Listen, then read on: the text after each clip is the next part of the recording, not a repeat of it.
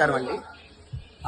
ముఖ్యంగా ఈరోజు విషయం ఏమిటయ్యా అంటే, మన ముఖ్యమంత్రి చంద్రబాబు గారు కానీ, అలాగే డిప్యూటీ సీఎం పవన్ కళ్యాణ్ గారు కానీ, లేదంటే నారా లోకేష్ గారు కానీ, వీళ్ళందరూ కూడా వీళ్ళు ముగ్గురు కూడా ముఖ్యంగా మన హైందవ ధర్మం గురించి, లేదంటే హిందూ ధర్మం గురించి, అతి ముఖ్యంగా భారతీయ సంస్కృతి సాంప్రదాయాల గురించి యుద్ధం చేస్తుంటే వ్యతిరేకంగా కొంతమంది వ్యక్తులు, ఆ వ్యక్తుల పేరు చెప్పడానికి ఇబ్బంది ఏమీ లేదు, వాళ్ళు ఎవరో కాదు, మన అందరికీ తెలుసు, వైసీపీ కార్యకర్తలు ముఖ్యంగా ఏమిటయ్యా అంటే ఈ హైందవ ధర్మానికి వ్యతిరేకంగా మాటలు మాట్లాడడం, లేదంటే అతి ముఖ్యంగా ఆలయాలు ధ్వంసాలు చేయడం.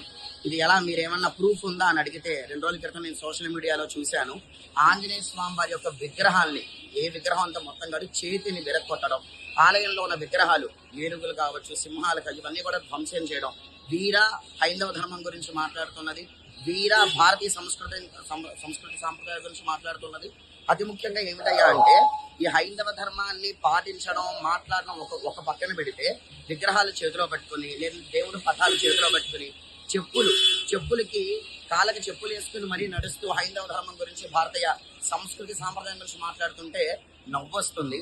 కాబట్టి వారందరూ కూడా, అంటే ఇటు చంద్రబాబు గారు, పవన్ కళ్యాణ్ గారు, నారా లోకేష్ గారు నడుముకి బిగించి మరీ ధర్మం ఉండాలి, ధర్మం వృద్ధిలోకి రావాలి, హైందవ ధర్మ సంస్కృతి సాంప్రదాయాలు అన్నీ కూడా వృద్ధిలోకి రావాలని చెప్పి వారు యుద్ధం చేస్తుంటే, ఇలాంటి మాటలు మాట్లాడి ఇలాంటి వ్యవహారాలు చేస్తున్న వాళ్ళందరికీ కూడా అతి త్వరలోనే సమాధానం చెప్తామని మనస్ఫూర్తిగా చెప్తున్నాను. నమస్కారాలు. అందరికీ నమస్కారం.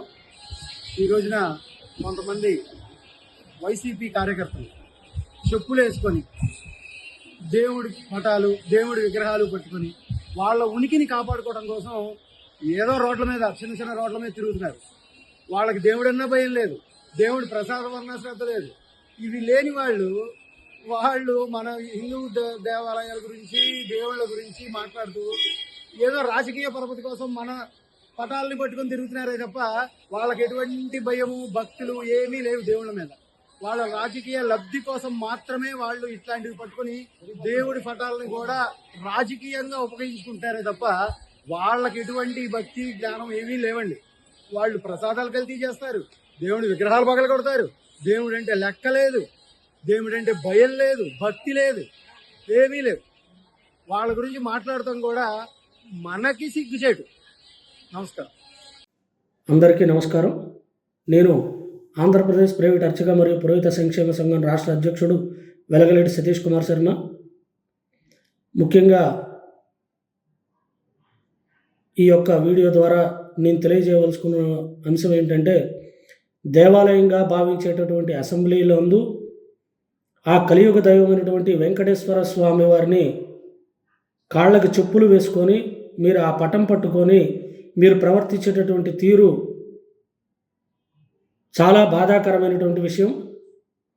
ఇప్పటికే ఆ స్వామివారి యొక్క తీవ్ర ఆగ్రహానికి గురయ్యి 151 సీట్లల్లో 11 సీట్లకు చేరారు. అయినప్పటికీ ఇప్పటికీ మీకు బుద్ధి రాలేదు. ఇప్పటికే కలియుగ దైవమైనటువంటి వెంకటేశ్వర స్వామివారి యొక్క లడ్డూ ప్రసాదం కల్తీ నెయ్యి వ్యవహారంలో మా హైందవ సమాజం చాలా తీవ్ర నిరాశకు గురి చెంది ఉన్నటువంటి సమయంలో మీరు మళ్ళీ ఇటువంటివే పునరావృతం చేస్తూ మనోవ్యాధులకు గురి అయ్యేలా చేస్తున్నారు. స్వామివారిని ఎంతో పరమ భక్తితో మా హిందూ సమాజం మొత్తం కూడా చాలా భక్తితో పూజలు చేసుకుంటూ ఉంటాము. అటువంటి స్వామివారిని మీరు కాళ్ళకి చెప్పులు వేసుకొని స్వామివారి యొక్క పటం పట్టుకొని మీరు అలా ప్రవర్తించడం చాలా సిగ్గుచేటు. ఎప్పటికైనా బుద్ధి తెచ్చుకొని స్వామివారికి మీ యొక్క చేసిన తప్పుని ఒప్పుకొని స్వామివారి పాదాల దగ్గరికి వెళ్ళి క్షమాపణలు చెప్పుకోవాలి. మీరు ఇటువంటివి ఇంకా ఎన్ని చేస్తే అన్నిసార్లు కూడా స్వామివారి తీవ్ర ఆగ్రహానికి గురయ్యి చివరకు ఇప్పుడు కనీసం 11 సీట్లన్నా ఉన్నాయి.